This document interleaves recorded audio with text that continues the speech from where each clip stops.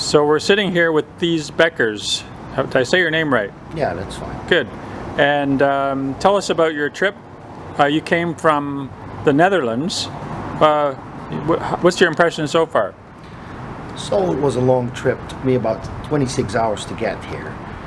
And I've been received very well by a lot of nice people. And the conference was very informative. I learned a lot of new stuff, and I got to speak myself, which is, it doesn't come naturally to me. So, a couple months ago, John Kutch invited me to come over here and speak about the things that I write about, like the copper usage in renewable energy.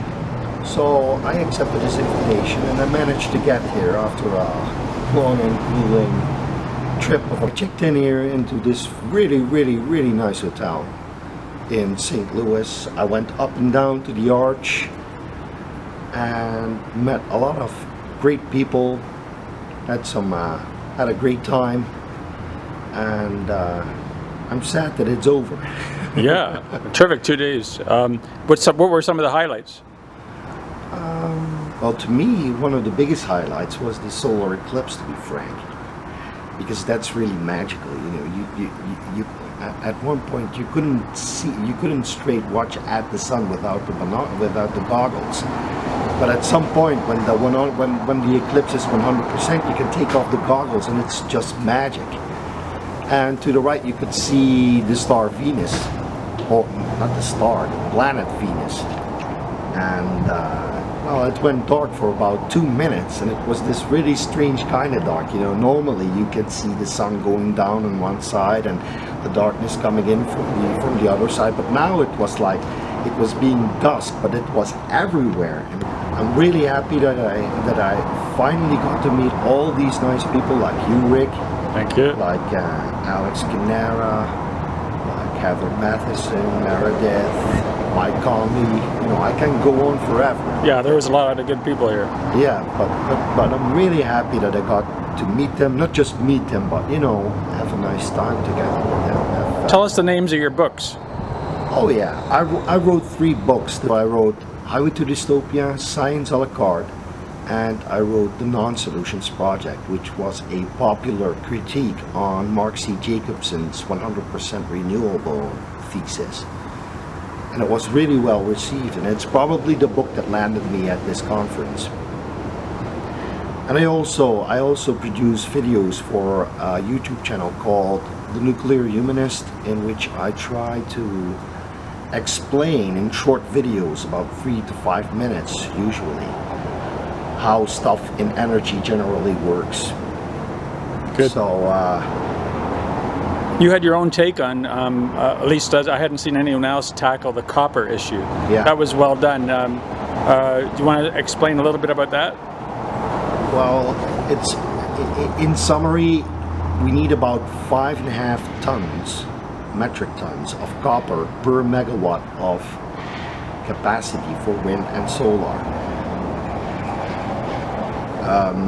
Regular energy sources like coal-fired power plants or gas-fired power plants or nuclear power plants, they need 1/5 of the copper which renewables need. So what I wanted to know was whether I could model a situation in which we could build enough renewable resources so that we could get all the energy we would need to run civilization. Well, it turns out that even if we would jack up the numbers to extremely high, extremely optimistic figures, we wouldn't be able to make it. So renewable technologies, they have a limited life cycle. Photovoltaics, they have a limited life cycle because of chemistry. So after 15 years of operation, they start degrading. It's a chemical process. And this means that they either start breaking down or their efficiency goes down, so they capture less energy. So after 25 to 30 years, you really need to start replacing them. So that's when you get into the area of diminishing returns. So not only do you need to add more PV so you can reach your goal by 2050, but you also need to start replacing the PV panels you installed 15 to 20 years earlier. So that's when copper usage starts to grow exponentially, basically, from Right. that point on. And the same goes for wind turbines, or they are not turbines, by the way. It's wind propellers with a dynamo on top of them. These things experience a lot of stress. So after 15 to 20 years, you need to start thinking about replacing them because they become a liability, a danger, because they can break down.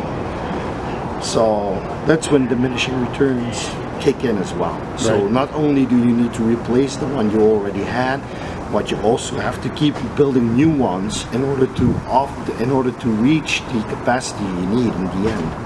Did you get any new ideas for videos you want to do? Yes. Can you say something about that? Yes, I'm going to buy a solar panel and I'm going to make a time lapse which shows you how I deconstruct it, and then I'm going to tell you what the components are that went into the solar cell. So I'm hoping I can learn something new, and perhaps the viewers can learn something new as well. Good. Well, thanks very much. Where can people find your book?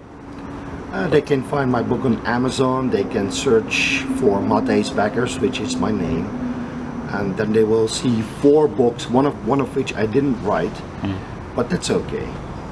I don't know if it's any good, so. Okay, terrific. Thanks. Okay.